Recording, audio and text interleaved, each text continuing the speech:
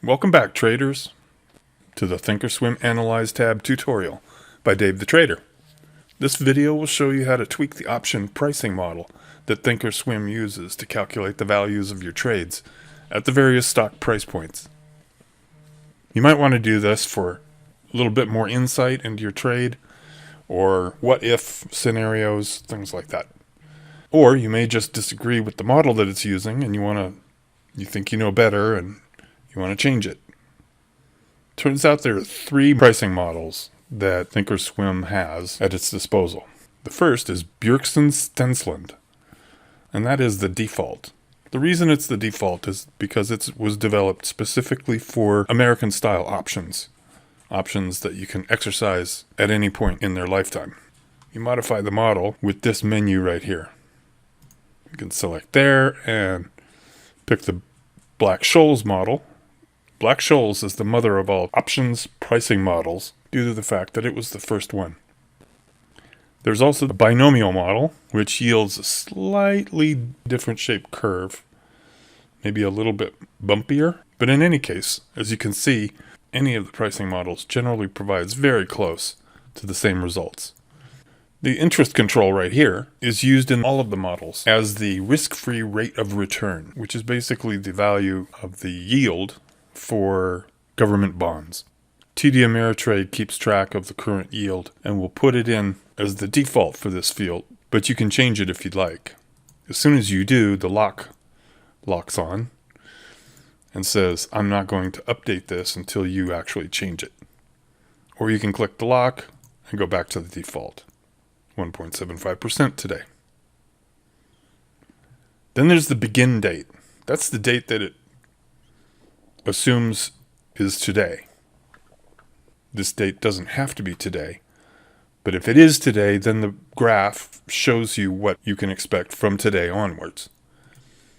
You can say, let's pretend that it's, say, Christmas, 12/25, and you'll see a slightly different percentages as probabilities, a slightly different curve, and so on. And as you get closer and closer to expiration, you can see what will happen to the curve as you get closer to expiration. The curve representing today's value gets closer and closer, incrementally, to the value at expiration, which totally makes sense if you think about it. What's interesting is as you get very close to expiration, this is January 17th, and the expiration is the 17th. So this is in the morning of the 17th of January. The curve is going to look like this. Then if we go to the morning of the 18th, it doesn't really make any sense anymore and the chart goes gray. You can get back to today by clicking on this and saying go to today. But there's also a way to be certain that everything gets reset to what it ought to be for looking at the model for today with all of the right parameters, and that is reset parameters and date. And that clears out all of the modifications from the default to the model. Now this little gear right here, if you click on that, you get even more little adjustments that you can make to the model. This is the volatility adjustment. This is basically a what-if scenario. You say, what if the volatility was increased from what it is currently by 10%?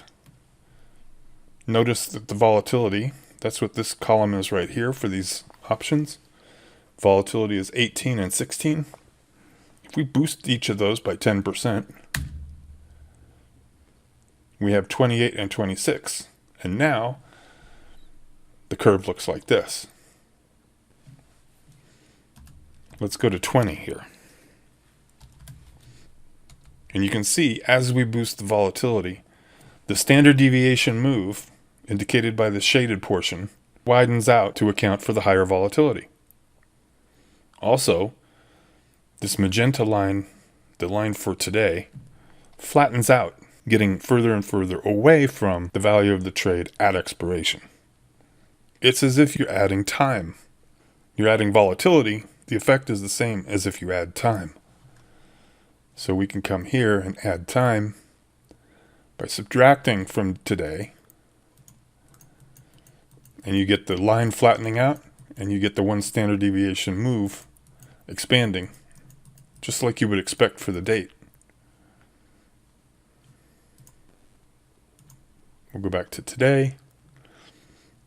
Now let's see what happens when we reduce the volatility. It's currently at 38. Let's subtract 5% from it. And it looks like that. Now I can continue to subtract more and more from it. I can even hold down the button and have it go automatically. And as I get down to and make these options volatility 0, you can see that the value of the trade gets closer and closer to the options value at expiration.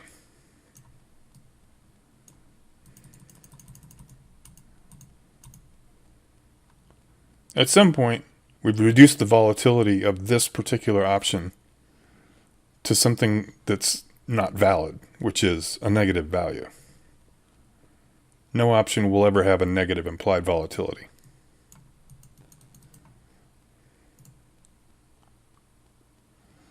But as close to 0 as you can get without actually touching gets you a very close line. So let's reset.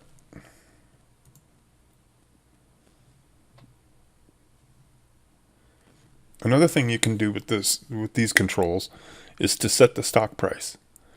The shape of the risk graph is going to be the same no matter what. But the price assumed by the model is going to change. And that just means that the standard deviation move is going to move up to be symmetrical with the current price as you've set it to be. And you can see the slices, which are floating with the stock price, those are floating up. And then you can look at and see the resulting changes in the profit and loss columns or in the Greek columns. Click here to unlock it, and it'll default back to the current stock price. If you click on more parameters, you actually find the same controls as you have in this, but now it calls it the exercise price. Full disclosure, I have not inquired too deeply into this control, but what I have noticed is that it doesn't seem to do anything to what is displayed in the rest of the screen. The volatility adjustment, however, does. Here on Yelp, I'm considering this calendar trade.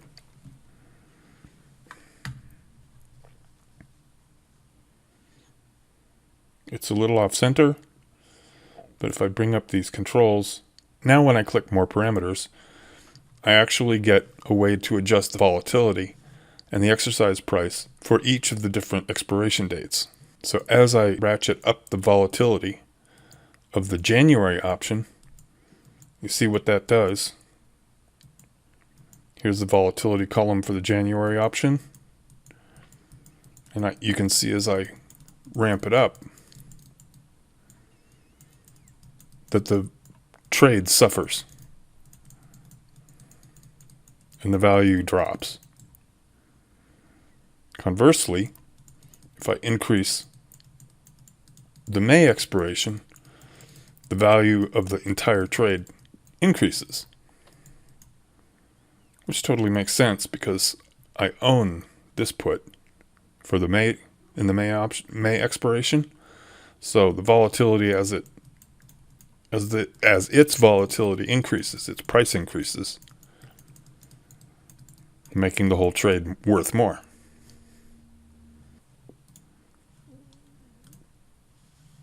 So that's all there is for tweaking the model.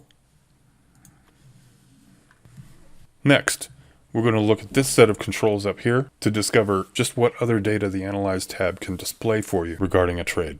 See you then.